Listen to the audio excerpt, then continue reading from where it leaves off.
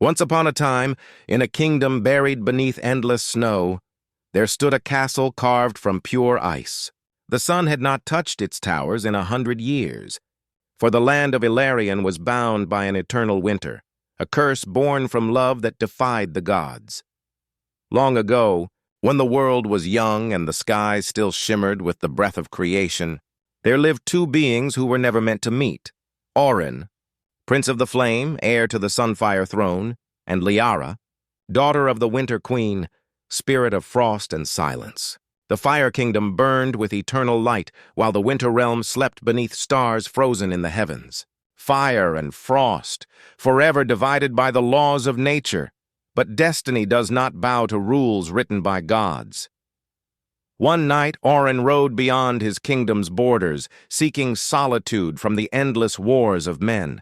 His golden armor flickered like a small sun amid the snow, melting the frost beneath his steps. In the heart of a frozen forest, he saw her, Liara, dancing on the surface of a frozen lake. Her silver gown flowing like moonlight, her hair glowing pale blue beneath the northern lights. He thought she was a dream. When she turned, her eyes were soft like dawnlight on snow. "You shouldn't be here," she whispered. Her breath shimmered like frost petals in the air. "I could say the same," Orin replied. "The world says your kind does not exist."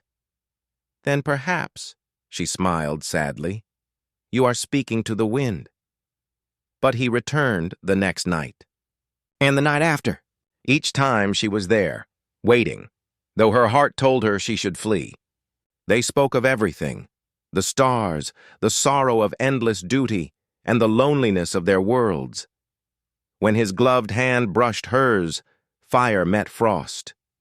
The world trembled, and somewhere, unseen, an ancient power stirred. Their love was a secret hidden beneath the veil of snow and starlight. But winter has many eyes. One evening the skies burned red, not from sunset, but from the fury of the Winter Queen herself. From her palace of glacial thrones, she gazed into her mirror of ice and saw her daughter's heart burning with warmth. "Liara," she thundered, her voice echoing across the tundra, "you have broken the balance of the world! Fire and frost cannot love. Such warmth will melt all I have built." "Then let it melt," Liara cried. "If love is wrong, then the world is cruel." In her rage, the queen raised her scepter and struck the lake where her daughter had danced. The ice cracked, lightning flashed, and Liara vanished into the depths, frozen between worlds.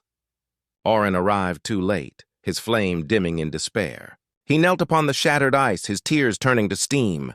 "I will find you," he swore, "even if I must melt the stars themselves."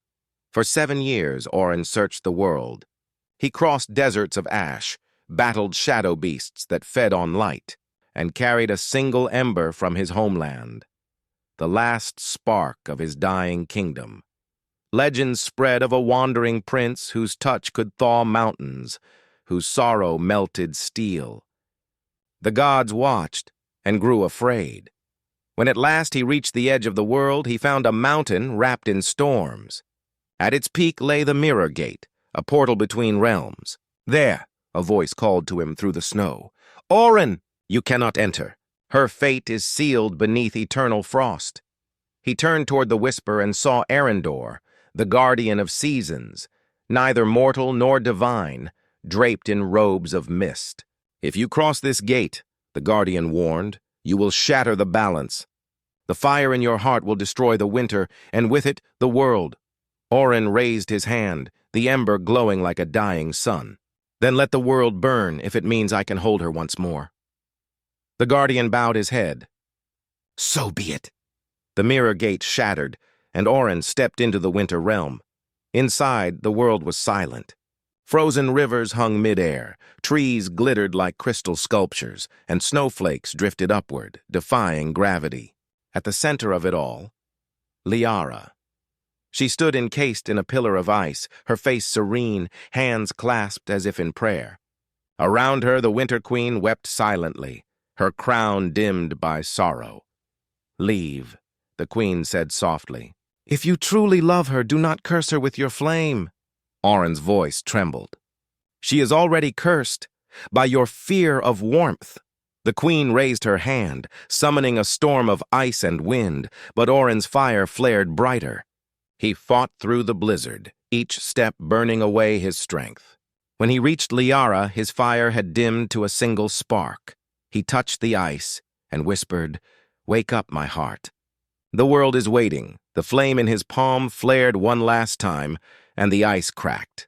Liara's eyes opened, shimmering like thawing stars, but love, when forbidden, demands a price. The moment her skin met his, the winter realm began to collapse. The skies tore open with fire and snow. Mountains melted. Seas froze in mid-wave. Liara realized the truth. Orin's warmth was unraveling her world, and the longer he stayed, the more her realm would die. Tears froze on her lashes as she cupped his face. "You found me," she whispered. "Now you must let me go." "I cannot," he breathed. "Without you, my fire has no purpose." She smiled through tears. "Then let it end with love, not ruin." Before he could speak, she pressed her lips to his. In that moment, her frost flowed into his veins, his fire into her heart, light and cold merging into one. They became a blinding storm of gold and white, swirling together until neither could be seen. When the storm passed, the winter realm fell silent. The snow glowed faintly, not cold but soft, warm as candlelight. The eternal winter had ended. Centuries passed. The people of Ilarion tell stories of the day the sun returned. The ice melted, rivers flowed, and flowers bloomed through snow. At the center of the thawed lake, two figures stood frozen together, not in death, but in eternal embrace. The Winter Queen, now mortal, placed her crown upon the water. "My daughter," she whispered, "you taught even the coldest heart to love."